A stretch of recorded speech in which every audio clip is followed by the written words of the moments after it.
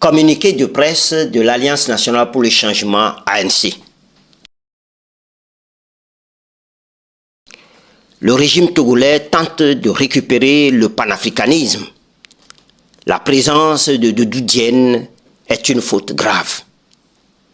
Le 5 février 2005, après 38 années d'un pouvoir personnel implacable, le général Gnassingbé Eyadema disparaissait, laissant derrière lui un régime bâti sur la peur et la terreur, la brutalité et la confiscation du pouvoir. Le même jour, les forces armées togolaises violaient ouvertement la Constitution en imposant son fils, M. Faure Gnassingbé, à la tête de l'État.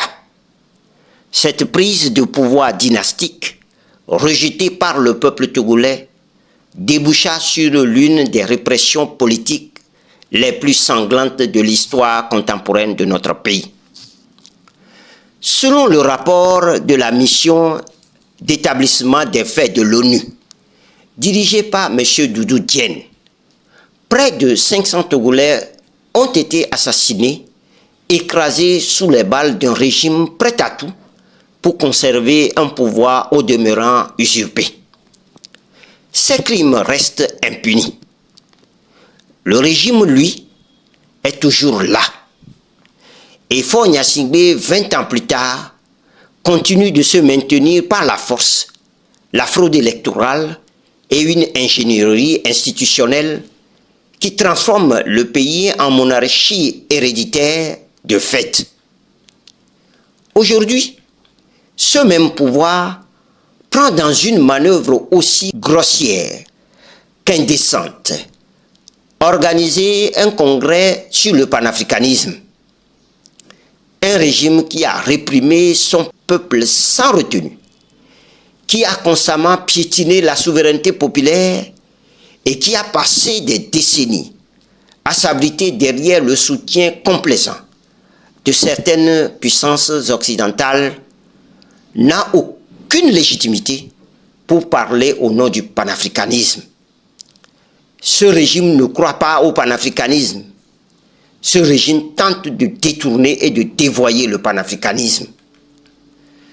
C'est dans ce contexte que la présence annoncée de M. Doudou Diène choque profondément. L'homme qui a documenté les massacres de 2005 ne peut devenir, même malgré lui, le paravent d'un régime qu'il connaît mieux que quiconque.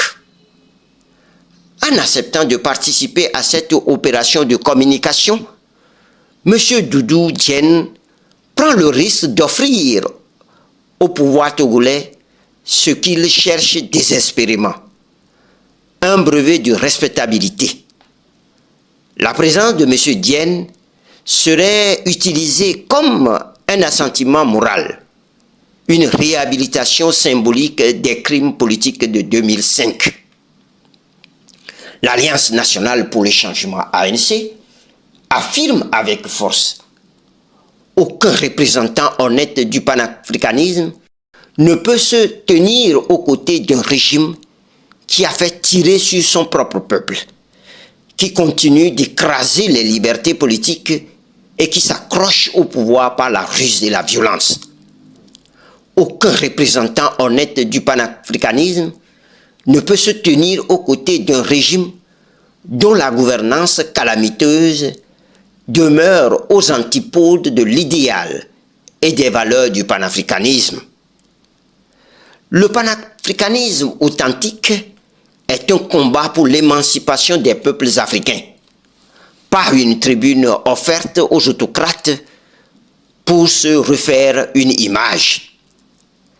L'ANC appelle donc solennellement, mais fermement, M. Doudou Diène à renoncer à sa participation.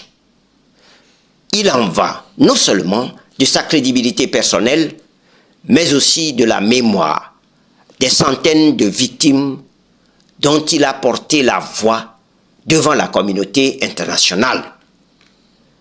Le Togo n'a pas besoin d'un congrès de propagande. Il a besoin de vérité, de liberté et de justice. faite à Lomé le 3 décembre 2025. Pour le Bureau national, le président Jean-Pierre Fabre.